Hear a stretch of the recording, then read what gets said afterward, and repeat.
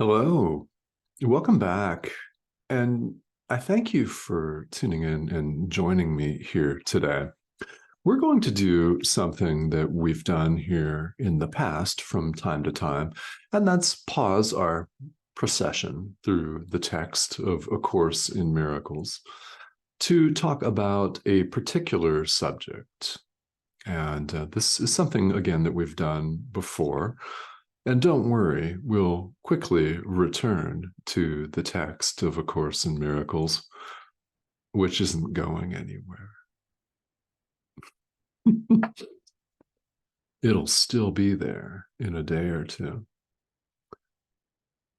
So let's talk about this particular subject, which is by request. So I thank you for this. And by the way, I'm always open to questions in the form of, can you address this topic or another topic here on one of the videos, or even a series of these videos? And that answer is most definitely yes. I would be happy to. So today, the question is a really good one, and it's a really common one because it informs every single one of our experiences. We've all experienced this. The question is, why do bad things keep happening to my friends? And you could broaden that if you wanted to why do bad things keep happening to my loved ones, to other people? And of course, if you're thinking, why do bad things keep happening to me? How about that too? So this is a really, really good question, and it's a really, really practical question. So let's answer this from the standpoint of A Course in Miracles, which means from the standpoint of pure non-duality, because the two are one and the same. Bad things seem to happen to all of us from time to time. And it may seem that right now there are some people in your life that seem to be suffering an inordinate amount, more than what should be their share, type thing. For whatever reason, for whatever the actual details are, the question is, okay, so here you are, and you have friends and loved ones that continue to suffer strings of bad luck. Or maybe it's injury or illness, or it could be addiction. It might be all kinds of misfortune. Maybe it's in relationships, financially, whatever that actually looks like. The real interesting thing about this is we have all experienced something like this, or we're experiencing it right now. We all know people that don't seem to ever get out of the drama. They may say that they want to, and they may truly convey that they want to, yet they can't ever seem to. I know plenty of people in my own life that are just like this. And this actually includes my own mother, who was a raging alcoholic. Raging alcoholic. Same thing. A continued string of misfortune, yet when it came right down to setting that aside, she refused the call every time. So perhaps you know people that are doing the exact same thing. What's universal is the call to awaken. This is the call that you heard and acknowledged and chose to listen to, whether you were consciously aware that that was what you were doing at the time, or whether it wasn't.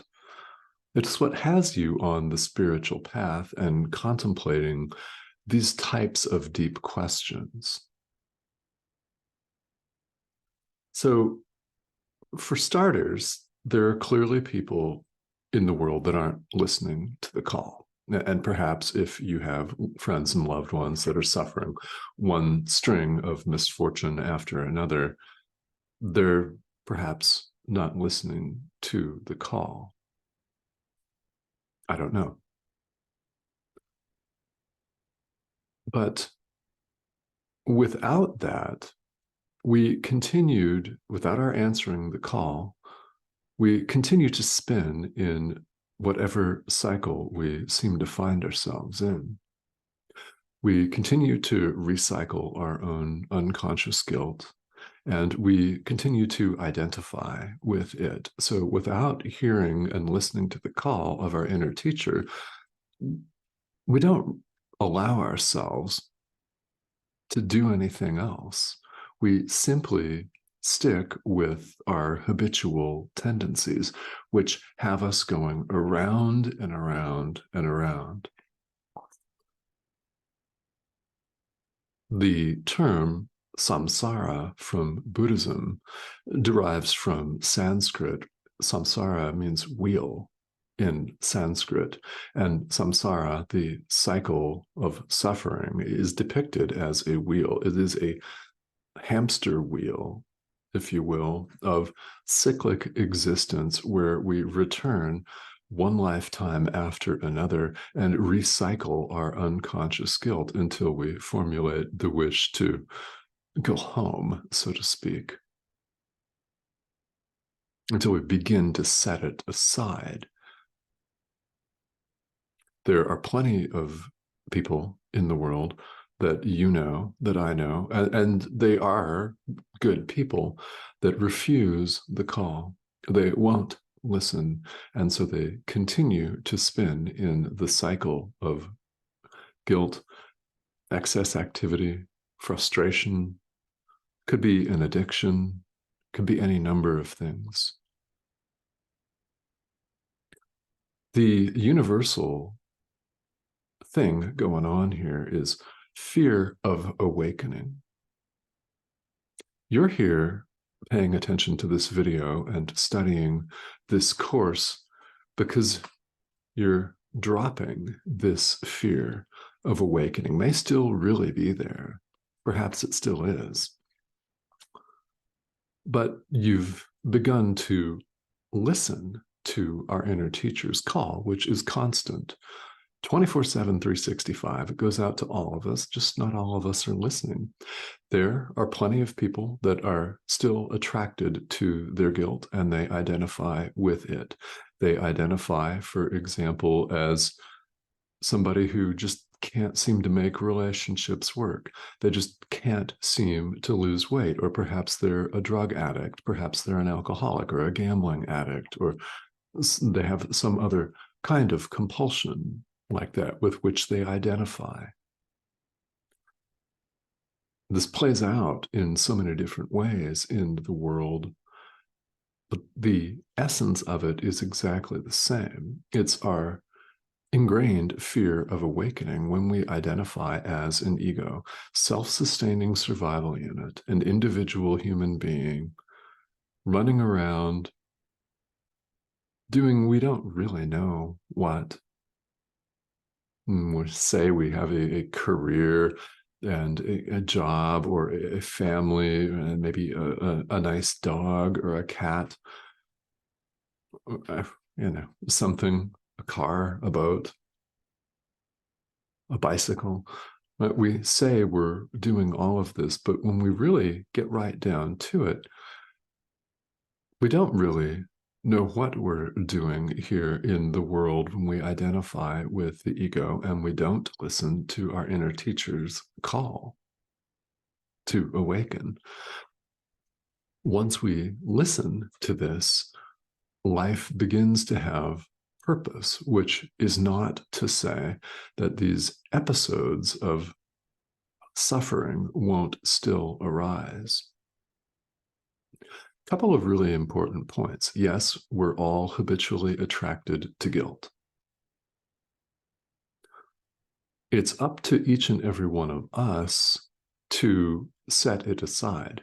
We have to individually make the decision to follow our inner teacher. There is no individual. Now, we know that, but when we're in this spiral, and it seems like a downward spiral all the time, doesn't it? This spiral of suffering and grief and whatever it is, it doesn't seem like we have the choice, but we do. We know that there is only oneness, perfect oneness, but someone in the thick of this is not aware of that. That's all. And there's only so much that you can do for them. I know. Because we cannot take somebody who believes that they're sick, a miserable sinner, condemned, and we can't wave a magic wand or snap our fingers and instantly enlighten them. Why? That would terrify them, most likely. And it doesn't do them any good because they won't have realized and begun to put to good use the power of mind. This is why Jesus or the Holy Spirit doesn't swoop in and instantly enlighten us. We have to do the forgiveness work ourselves. It's important. It's very, very important that we realize the power of our mind. And to have someone swoop in and rescue us doesn't do us any favors.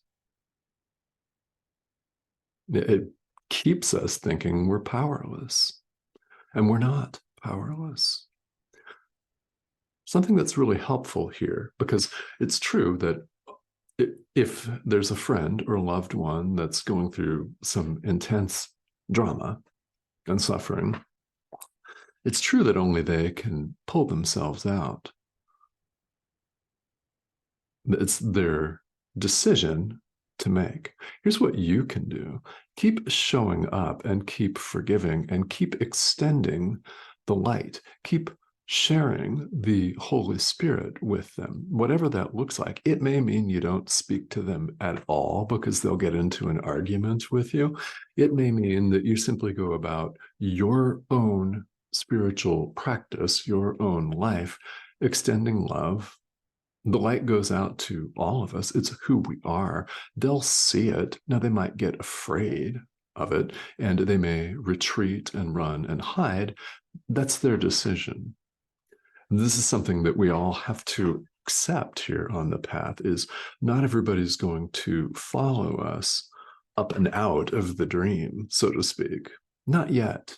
And that's the operative thing that I think is really, really worth noting. Not yet. There is no separation of any kind, and it never took place. So each and every one of us, even people that appear to be in the thick of some horrible drama right now, each and every one of us will awaken. It's already happened, and what we're doing is we're reviewing what has already taken place. There is no separation ever. We're right at home in God. Ideas leave not their source. They will wake up, and it's not for us right here in this lifetime to determine when they will do that. We cannot force that on them, however much we would like to. We cannot do that. And furthermore, it's unskillful of us to do that and very unwise because we don't want to induce panic in people. And if someone believes that their suffering is real and they believe that they're miserable, then it doesn't do them any good for you to just come in and say, no, none of this is real. This is a dream. To them, it's not a dream. Our belief in this as us, as our reality, can make it real solid, can't it? Can make it seem solid indeed, yet it's not. But they don't know that. So how do you, in fact, speak to them? This is where your relationship with your inner teacher comes in. Ask your inner teacher for guidance. You might receive guidance that you have to distance yourself from somebody. Personal example. I mentioned a few minutes ago my own mother, a raging alcoholic. And toward the end of her life, she passed away in 2016. Toward the end of her life, the last couple of years, I did not have a close relationship with her. It simply is what it is for a lot of reasons. And what I did was forgave her. I have engaged in a constant practice of forgiveness. And what we're talking about here is decades of mental abuse, emotional abuse, a raging alcoholic, perhaps, people like this. So, not to go into all of that detail, but this is the summary of what we're going through. She has been my biggest forgiveness lesson of this lifetime. And I went about all of it without consulting her, without a tear-jerking conversation, because we were not close at the end. And I went ahead and did my forgiveness work anyway. And I received guidance from our inner teacher to keep myself distant and safe, a healthy barrier, which you can do in relationships and still forgive the other person totally. You don't have to subject yourself to someone's psychodrama all of the time.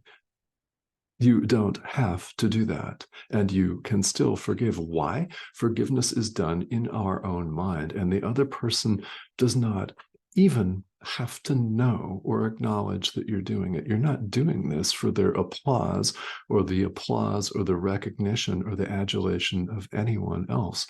You're doing it to heal the mind. It's done in the mind, so that's what I did. And it's entirely possible. I've done it. And perhaps you've done something like this too, so you would know. It's our experience, after all, that teaches us that these ideas presented in the Course are true. We prove it to ourselves by doing it. We prove it to ourselves by putting these ideas into practice through our true forgiveness of the Son of God and through our letting go of our own compulsion to control everyone else and just let the Holy Spirit do it. Would that seem scary at first? Yeah, of course. Because we're so trained and conditioned to have to be in control of all phenomena. I mean, we're trained from an early age to go out and conquer the world in a manner of speaking. And the Holy Spirit is saying, yeah, what world? There's nothing to conquer, and there's no opponent. No opponent. There's only perfect oneness. So what do? You show up and you extend the love of God. You share the love of God. You receive the love of God yourself, and you give as you have received. Everyone else, your friends, your loved ones, may or may not acknowledge this. But you can be certain of one thing. They will notice. What they do with that, it's up to them. It's not up to you. So I'm certain that my mother noticed because I became very calm. Very calm indeed. Did she say anything? No. She didn't have to. Because when you forgive someone else, you're really forgiving yourself. There's only one of us in the end. It just so happens that right here, right now, in the dream, there are plenty of people, billions of us, that don't recognize this. So in wrapping this up, my hope is that this has been of some value and some assistance to you. If you have further questions about this very topic or anything else, please feel welcome to reach out. Now, I think this is an excellent practical item to discuss because it happens to all of us. The important thing is, no surprise if you've watched some of these videos before, your relationship with your inner teacher. If you're unsure how to handle a situation, ask. Ask for guidance. You will be told what to do that is of maximum benefit to you and the other person or the other people and every living thing throughout space and time. Maximum benefit guaranteed. And here in the dream, it may seem rather paradoxical. It may seem odd. The guidance of our inner teacher may seem really, really odd because it's not what we thought we would do. I mean, he may just say, like he said to me, yeah, distance yourself, put some healthy barriers between you and your mom. You don't have to have a relationship with her. Just keep forgiving and keep that barrier up there. I don't have to hang out with her. And you may not need to hang out with this friend or loved one. Perhaps that's what you need in order to do your forgiveness work is some space, some psychological space. And if you need that, and your inner teacher tells you you need that, good. And it may look totally different, but we're invited to connect with our inner teacher. And really, I'm serious when I say, let your inner teacher run the show.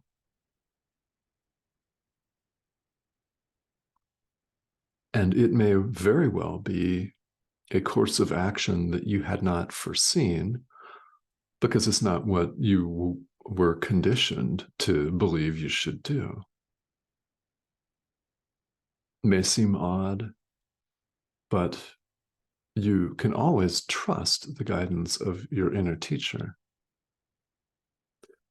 Part of spirituality, an essential part, no matter the tradition, is learning to relax and trust.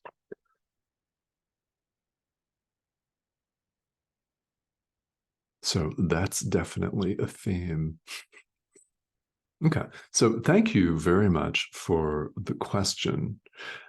It's good to have a very practical discussion like this because it's all about our relationship with our inner teacher as to what we should do. People will awaken in time. That's what time is for. Their time is appointed, and it may not be in our current lifetime. And when you look at some people, it may seem pretty clear that they're coming back for another round. I mean, you could look at them and think, yeah, this person seems pretty entrenched, but what do? Love them anyway. Forgive. And if your inner teacher says, yeah, you don't have to call this person, then you don't have to call this person. You don't have to write a long, tearful letter or an email or a text. And you don't have to sit down with a dangerous person for an intimate, tear-jerking discussion. Space may be what you need. It's what I needed. So to the extent that this informs someone's experience out there, yeah, feel welcome to ask me more about that because I'm happy to share more about that. Okay, so let's wrap up this discussion here. Thank you, as always, for tuning in. There have been a number of you that have subscribed recently, and I want to welcome you. This is the subscription arrow here in the corner of your screen. Feel welcome to click that. In fact, yeah, please do. We'd love to have you. And comments or questions here are more than welcome. In fact, this whole video is in response to a request that we talk about this topic. I'll always take those. And again, the text of A Course in Miracles, which we're going through, paragraph by paragraph will still be there. It'll be there on Monday when this next video gets recorded. Okay, so thank you for joining me, and I will see you all very soon.